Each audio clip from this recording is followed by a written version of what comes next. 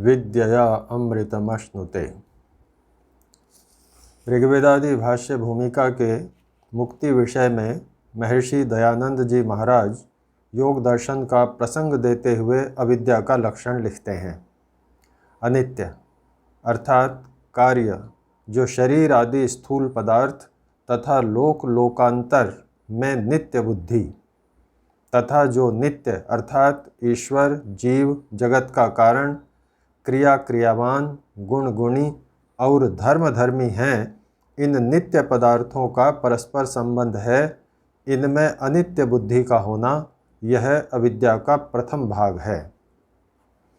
तथा अशुचि, मलमूत्र आदि के समुदाय, दुर्गंध रूप मल से परिपूर्ण शरीर में पवित्र बुद्धि का करना और उनका चरणामृत पीना।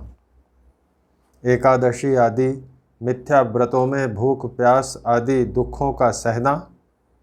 स्पर्श इंद्रिय के भोग में अत्यंत प्रीति करना इत्यादि अशुभ पदार्थों को शुभ मानना।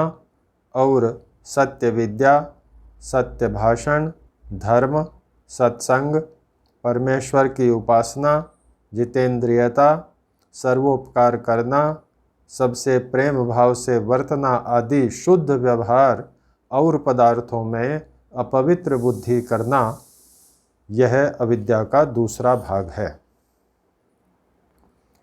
तथा दुख में सुख बुद्धि अर्थात विषय तृष्णा, काम, क्रोध, लोभ, मोह, शोक, ईर्ष्या, द्वेष आदि दुख स्वरूप व्यवहारों में सुख मिलने की आशा करना। जितेंद्रियता, निष्काम, श्रम, संतोष, विवेक, प्रसन्नता, प्रेम, मित्रता आदि सुख रूप व्यवहारों में दुख बुद्धि करना, यह अविद्या का तीसरा भाग है। इसी प्रकार अनात्मा में आत्मबुद्धि अर्थात जड़ में चेतन भावना और चेतन में जड़ भावना करना अविद्या का चतुर्थ भाग है। परंतु विद्या अर्थात पूर्वोक्त अनित्य, अशुचि, दुख और अनात्मा में अनित्य, अपवित्रता, दुख और अनात्म बुद्धि होना, तथा नित्य, शुचि, सुख और आत्मा में नित्य, पवित्रता, सुख और आत्म बुद्धि करना, यह 4 प्रकार की विद्या है। महर्षि सत्यार्थ प्रकाश के नवम समुल्लास में लिखते हैं, वेत्ति यथावत् तत्त्वं पदार्थ स्वरूपम यया सा विद्या, यया तत्व स्वरूपम न जानाति भ्रमाद अन्यस्मिन् अन्यस्मिन् निश्चिनोति सा अविद्या। जिससे पदार्थों का यथार्थ स्वरूप बोध होवे वह विद्या, और जिससे तत्व स्वरूप न जान पड़े, अन्य में अन्य बुद्धि होवे, वह अविद्या कहती है। विद्यांच विद्यांच यस्तद्वेदो भयं सह अविद्यया मृत्युम तीर्त्वा विद्यया अमृतमश्नुते। अर्थ करते हुए महर्षि लिखते हैं, जो मनुष्य विद्या और अविद्या के स्वरूप को साथ ही साथ जानता है, वह अविद्या अर्थात कर्मोपासना से मृत्यु को तरके विद्या अर्थात यथार्थ ज्ञान से मोक्ष को प्राप्त होता है। महर्षि कर्म व उपासना को अविद्या कहने का कारण बताते हुए लिखते हैं, कर्म व उपासना अविद्या इसलिए है कि वह बाह्य और अंतर क्रिया विशेष का नाम है, ज्ञान विशेष नहीं। व्यवहार भानु में महर्षि लिखते हैं, जिससे पदार्थ को यथावत जानकर न्याय युक्त कर्म किए जावें वह विद्या, और जिससे किसी पदार्थ का यथावत ज्ञान न होकर अन्याय रूप कर्म किए जावें वह अविद्या कहती है। आर्योदेश रत्नमाला अनुसार जो विद्या के विपरीत भ्रम, अंधकार और अज्ञान रूप है, इसलिए इसे अविद्या कहते हैं। जिसमें ईश्वर से लेके पृथ्वी पर्यंत पदार्थों का सत्य विज्ञान होकर उनसे यथा योग्य उपकार लेना होता है, इसका नाम विद्या है। यह 4 प्रकार की अविद्या संसार के अज्ञानी जीवों का बंधन का हेतु होके उनको सदा नचाती रहती है। अपवित्र मिथ्या भाषण आदि कर्म, पाषाणादि मूर्त्यादि की उपासना और मिथ्या ज्ञान से बंध होता है। अविद्या अन्याय रूप कर्म कराती है तथा किसी भी पदार्थ का यथावत ज्ञान नहीं कराती। अविद्या भ्रम, अंधकार व अज्ञान स्वरूप है। अविद्या से सांसारिक बंधन होता है, सही कर्म व सही उपासना नहीं हो सकती, फलतः संसार के कार्य सही प्रकार से नहीं चल सकते। अज्ञान से दुष्कर्म होने से पाप ही होता है, उसी के संस्कार बनते हैं, अगला जन्म भी वैसा ही प्राप्त होता है। जन्म मरण का चक्र चलता रहता है, जीव दुखों में फंसा रहता है, अच्छे समाज का भी निर्माण नहीं होता। पवित्र कार्य, पवित्र उपासना और पवित्र ज्ञान से ही मुक्ति होती है। विद्या अर्थात यथार्थ ज्ञान से ही मोक्ष प्राप्त होता है। विद्या से ही पदार्थों का यथार्थ स्वरूप बोध होता है। न्याय युक्त कर्म भी विद्या से ही किए जाते हैं। अतः महर्षि ने आर्य समाज का 8वां नियम निर्धारित किया, अविद्या का नाश और विद्या की वृद्धि करनी चाहिए। स्पष्ट है कि महर्षि ने इस नियम से न केवल समाज के सुखी होने की ओर इंगित किया है, बल्कि प्रत्येक व्यक्ति को मुक्ति की ओर बढ़ने का प्रयत्न करने का भी उपदेश दिया है।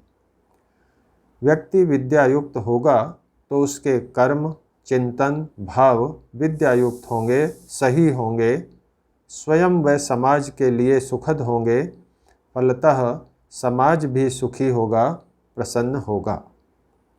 अतः महर्षि के आदेश अनुसार अविद्या का नाश और विद्या की वृद्धि करना प्रत्येक आश्रमस्थ व्यक्ति के लिए आवश्यक है तथा उसके आश्रम के अनुकूल सत्कर्मों को करते हुए अच्छे समाज के निर्माण व मोक्ष की ओर बढ़ते जाना उद्देश्य है। इस नियम की पालना के लिए जहाँ व्यष्टि रूप से व्यक्ति को स्वाध्याय, सत्संग, साधना करना आवश्यक है, वहीं आर्य समाज की संस्थाओं का दायित्व है कि इस प्रकार की व्यवस्था की जावे कि सामान्य जनों को भी अविद्या का स्वरूप, उसके अवगुण पता चलें, जिससे वे अविद्यायुक्त कर्मों से दूर रह सकें तथा अपना जीवन सफल बना सकें व अच्छे समाज का निर्माण कर सकें। 20 नवंबर 1979 से 5 मई 80 तक महर्षि दयानंद जी महाराज काशी में विजयनगर महाराजा के आनंद बाग में ठहरे थे। जीवन चरितकार लिखते हैं, जहाँ आर्य समाज नहीं है, वहाँ अपने धार्मिक जीवन को परिपुष्ट बनाने के लिए आर्यजन क्या उपाय करें। तो महाराज ने उत्तर दिया कि यदि कोई आर्य अकेला हो तो स्वाध्याय करे, 2 हों तो आपस में प्रश्नोत्तर और संवाद करें, और 3 या अधिक हों तो परस्पर सत्संग और किसी धार्मिक ग्रंथ का पाठ करें। अविद्या के नाश और विद्या की वृद्धि मनुष्यों में, समाज में करने का सशक्त माध्यम है प्रचार। प्रचार करने के लिए, प्रचार के लिए उपदेशक, भजनोपदेशक और पुरोहितों की महती भूमिका है। आज अधिकांश उपदेशक स्वयं स्वाध्याय कर या उपाधि प्राप्त कर स्वेच्छया स्वयं की भावना से ऋषि ऋण उतारने के लिए प्रचार हेतु प्रयत्नशील हैं। भजनोपदेशकों की तो कोई डिग्री भी हो मुझे ध्यान नहीं, वे परिश्रम कर अधिकांशतः गुरु शिष्य परंपरा व अपने स्वयं के पुरुषार्थ से वैदिक धर्म के प्रचार प्रसार के लिए अपने आप को आहूत किए हुए हैं। यही स्थिति पुरोहितों की है, जो कि प्रचार का महत्वपूर्ण अंग हैं, जिन पर परिवारों की श्रद्धा होती है। यज्ञ करने, यज्ञोपदेश देने, संस्कार करने, सुख दुख के अवसरों पर हमारे पुरोहित ही व्यक्ति व परिवार के साथ खड़े मिलते हैं एवं वैदिक सिद्धांतों का प्रचार हर अवसर पर करते हैं। विद्या के प्रसार से अविद्या का नाश होता है, अतः उपदेशक, भजनोपदेशक व पुरोहित तैयार करने, उनसे संवाद करने, बुरे समय में उन्हें सामाजिक सुरक्षा देने तथा उन्हें संस्थाओं में भागीदारी देने के लिए आर्य संस्थाओं को गंभीर प्रयास करने होंगे। पंडित गुरुदत्त विद्यार्थी ने सर्वप्रथम उपदेशक श्रेणी चलाने का आंदोलन किया था तथा 1889 में अपने मकान पर ही कक्षाएं प्रारंभ कर दी थी।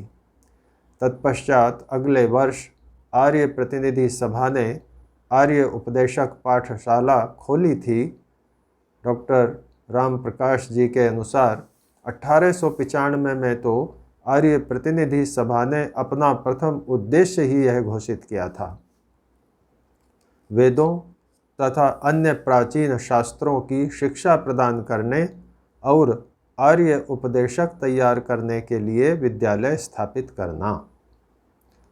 आज भी प्रतिनिधि सभाओं के द्वारा उपदेशक विद्यालय खोले जाने, उपलब्ध उपदेशक विद्यालयों को और प्रभावी बनाकर चलाने की आवश्यकता है।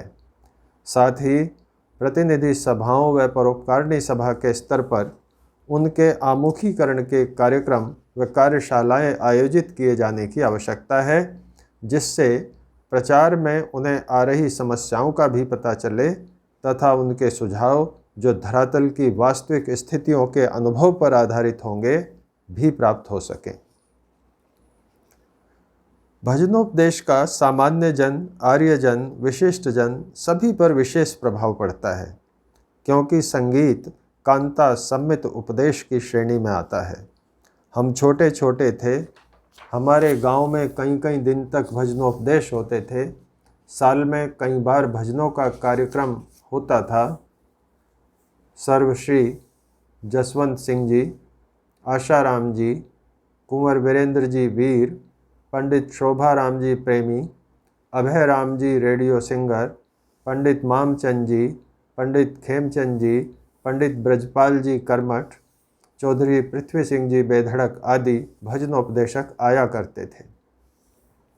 गांव में जागृति इतनी थी कि होली के अवसर पर भी आर्य समाज का उत्सव रखा गया तो लोगों ने रंग न खेलकर आर्य समाज के उत्सव को तन्मयता से सुना था।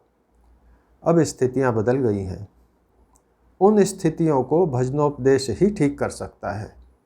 अतः आवश्यकता है कि प्रतिनिधि सभाएं भजनोपदेश के संबंध में नीति तैयार करें, नए भजनोपदेशक व उपदेशिका बने, पुरानों की सहभागिता से कार्यशालाएं हों।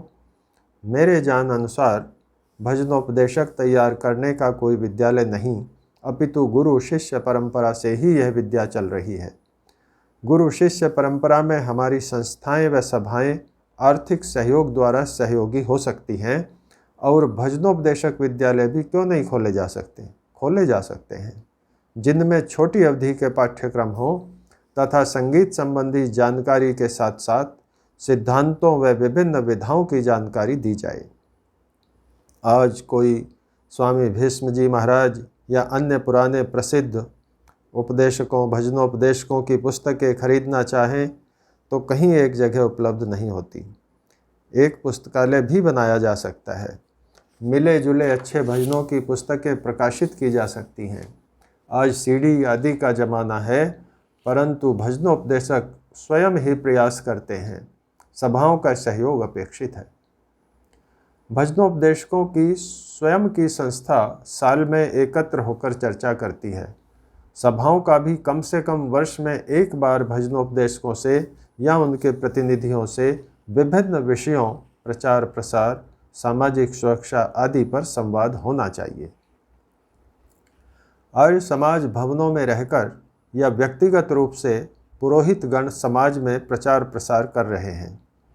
यज्ञ के प्रति समाज की, परिवारों की श्रद्धा है, संस्कार सभी कराना चाहते हैं, पुरोहित की परिवार तक पहुँच है तथा प्रचार का इससे अच्छा साधन हो नहीं सकता।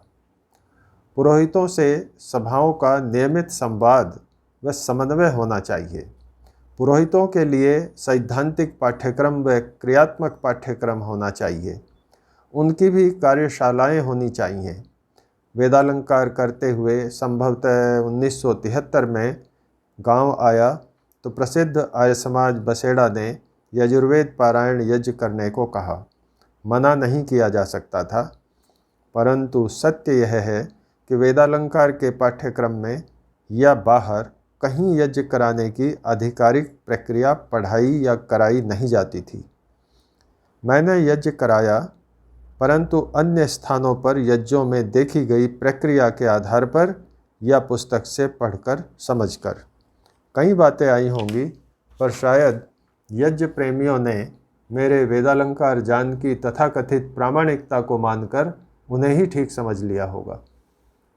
उपदेशक, भजनोपदेशक व पुरोहित आज के युग में उससे भी अधिक महत्वपूर्ण हैं जितने 100 साल पहले रहे होंगे, क्योंकि प्रचार का सबसे सशक्त माध्यम वह होता है जिसमें आमने सामने का संपर्क हो।